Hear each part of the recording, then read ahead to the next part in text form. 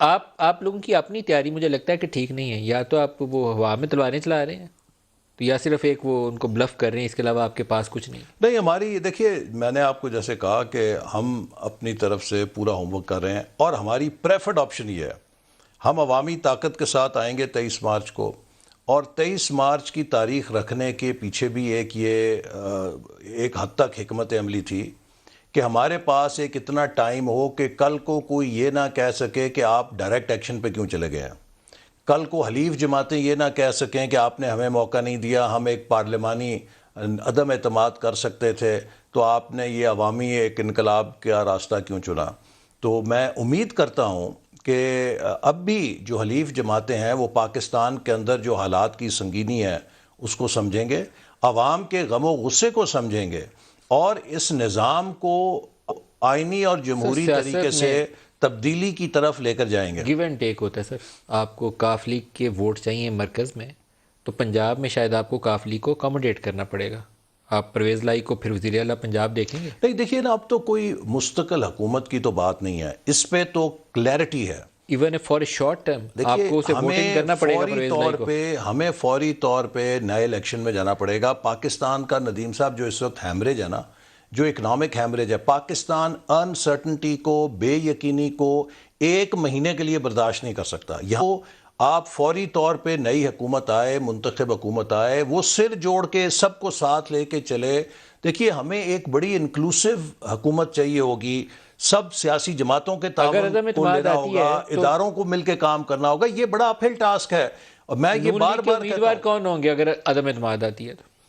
نہیں، ضروری نہیں ہے کہ اس میں آپ کسی کو چنیں. دیکھیے، جو آئین یہ کہتا ہے کہ اگر اسمبلی کوئی نیا لیڈر نہ منتخب کر سکے تو وہ ڈیزالو ہو جاتی ہے. لیکن آپ لوگوں کی جو حکمت عملی ہمیں اب تک بتائی گئی تھی وہ تو یہ تھی کہ عدم اعتماد کے بعد اگر یہ آپ لوگ کامیاب ہو جاتے ہیں، بگ اف، تو پھر آپ کی طرف سے کوئی کینڈیڈیٹ آئے گا جو بیسک الیکٹورل ریفارم کے اوپر وہ وہ پروسیس دونوں کر کے چیزیں نا. پھر آپ دیکھیں، ایک آپ caretaker set up consensus بنائیں اگر گے فار ہوتا الیکشن. ہے، کسی ایسی شخصیت پہ کنسنسس ہوتا ہے کہ جو انٹرم 1-2 مہینے کے لیے آ سکے تو ٹھیک ہے، ویل اینڈ گڈ. فبیہ نہیں بھی ہوتا تو آپ اس تبدیلی کے ذریعے اگر کوئی نیا پرائم منسٹر نہیں منتخب ہوتا تو آئین کہتا ہے کہ صدر کو پھر ڈیزالو کر کے نیا الیکشن کرانا پڑتا ہے. سر اگر آپ ابھی اسی طرح ہی سوچ رہے ہیں کہ ایسے ہو گیا تو ایسے، ایسے ہو گیا تو ایسے، پھر آپ کے پاس کوئی ہوم ورک نہیں، نہیں ہے، تیاری نہیں یہ ہے آپ تو کے پاس. آپ کو ہم وقت کے اوپر بتائیں گے نا. اب ساری چیزیں میڈیا کے اوپر تو نہیں رکھی سر جاتی. کیلکولیشن تو سیدھی ہے، کاف اور ایم کیو ایم چاہیے آپ کو، اس کے بغیر آپ فیل ہیں. اگر وہ آپ کے ساتھ ہیں تو آپ پاس ہیں، پھر آپ کر سکتے وہ دیکھیے ابھی آگے آگے ہوتا ہے کیا. ہیں. آگے آگے دیکھنے سے مراد یہ ہے کہ ابھی تک آپ کی ان لوگوں سے کوئی انڈرسٹینڈنگ نہیں ہے. یہ بات آپ کو وقت پہ ہی پتہ چلے گی نا جب ہوگی. لیکن میں آپ کو پھر کہوں، کوئی ٹائم فریم دیں گے کہ 15 دن، 20 دن، نہیں، ٹائم 25 دن؟ فریم تو ہم کوئی نجومی تو نہیں ہے یہ اس چیز کے اوپر اس تو. میں علم نجوم چاہیے نہیں سر. نہیں اگر نہیں، علم نجوم بالکل کے اوپر جا رہے ہیں پھر آپ ناکام ہو جائیں گے. نہیں. یہ تو آپ کے نمبرز گیم ہے. اگر آپ علم نجوم پہ جائیں گے تو یقیناً ہم ناکام ہو جائیں گے، چونکہ ادھر خان صاحب کے پاس نہیں فعال خیر، وہ نکالنے کا اور علم نجوم کا محکمہ زیادہ مضبوط ہے. ہم تو اس طرف نہیں کبھی رجوع کرتے. لیکن یہ قومی ہے کہ اسمبلی کے اندر نمبرز گیم ہے. جو پولیٹیکل ایک کیلکولیشن ہے اس میں آئی تھنک یہ حکومت ایک برنگ کے اوپر کھڑی ہے میرے نزدیک، جو میرا مشاہدہ ہے. اور اس میں کچھ ویریبلز ہیں. مثال کے طور پہ جیسے میں نے کہا کہ صرف ایک ویریبل اگر ہمارے قومی ادارے غیر جانبدار ہو جائیں اور اس نظام آپ کے کو، خیال میں ابھی ہوئے ہیں یا نہیں ہوئے؟ مجھے امید ہے کہ ہونا چاہیے انہیں. دیکھیں، ایک تبدیلی کچھ نظر آ رہی ہیں، کچھ چیزوں کو آپ دیکھ سکتے ہیں غیر محسوس طریقے کون سے. سی؟ نہیں، اب یہ کیا بتانا ان کو امبیرس کرنا ہوگا یا کیا، لیکن کچھ چیزوں میں امپروومنٹ آدمی دیکھ رہا ہے. لیکن خان صاحب بھی بڑے شاطر ہیں. اب دیکھیے انہوں نے کیا پتہ کھیلا نیا. انہوں نے احتساب کا مشیر ایک فوج کے سینئر افسر کو لگا دیا، اور ان کی کوشش یہ ہے کہ پھر فوج کو اپنے جو انتقامی ایجنڈا ہے ایک ریٹائرڈ سینئر فوجی افسر کے ذریعے فوج کے تاثر، جو اس کا امیج ہے یا اس کی جو ساکھ ہے، اس کو وہ اپنے اس ایجنڈے میں جھونک دیں. لیکن ان کا یہ والد تو بہت. مسلم لیگی بتایا جاتا ہے. کن کا؟ یہ جو بریگیڈیئر صاحب لگائے گئے ہیں احتساب کے، نہیں، تو یہ تو جتنی ایم کیو ایم ہے ان سب کے والد مسلم لیگی تھے. بریگیڈیئر مصدق عباسی صاحب جو ہیں. دیکھیں نا، جو ایم کیو ایم جتنی ہے ان سب کے والد قائد اعظم کے ساتھی تھے، مسلم لیگ کے سپاہی تھے، لیکن اب وہ ایم کیو ایم ہے. تو یہ تو کوئی ایسی آئی بات تھنک نہیں ہے. 2011 میں رہے ہیں یہاں میرے خیال میں، جب وہ ایڈمرل فصیح بخاری تھے، پرہیپس ان کے ساتھ یہ تھے ادھر جی، ڈائریکٹر جنرل. ہاں. اگر میں لیکن یہ غلطی نہیں دیکھیں کر نا، رہا. جنرل مشرف کے دور میں یہ تھے.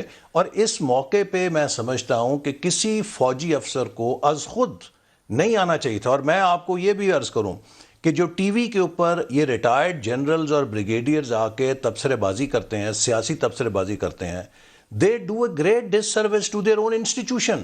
دے make their institution party in Pakistani politics. اور اسی لیے جو ہمارے دفاعی تجزیہ کار ہیں ان کو آ کے یہ بتانا چاہیے کہ انڈیا ہم پہ حملہ کر سکتا نہیں کر سکتا، افغانستان کی جو جنگ اب عمل کی طرف جائے گی نہیں جائے گی، وہ اپنا دفاعی عسکری تجزیہ تو دے سکتے ہیں کہ پاکستان کو اب ٹینکوں کی ضرورت ہے یا وار فیئر بدل گئی ہے. لیکن اگر آ کے یہ سینئر ریٹائرڈ جنرلز یہ نواز شریف فلانا تو فلانا فلانا تو ڈمکانا فلانا، تو اس کے ساتھ آپ اپنے ادارے کو جھونکتے ہیں ملک کی سیاست میں اور عوام اس کے رد عمل میں. کوئی بھی ایسا آپ کام ہی نہیں کو ہونا برا چاہیے. نہیں کہتے، آپ کے ادارے پر بھی تنقید کرتے ہیں. اس لیے میں سمجھتا ہوں کہ فوج کو ایک کوڈ آف کانڈکٹ بنانا چاہیے کہ اس کے جو سینئر آفیسرز ہیں they are so well looked after کہ ان کو ریٹائرمنٹ کے بعد کسی نوکری کی ضرورت نہیں ہوتی. کوئی بھی ایسا کام یا ان بات کو نہیں سیاسی معاملات کرنی سے لگا رہنا چاہیے جس سے فوج کے سیاست کے اندر جی. کوئی بھی رول نظر آئے وہ نہیں کرنا چاہیے.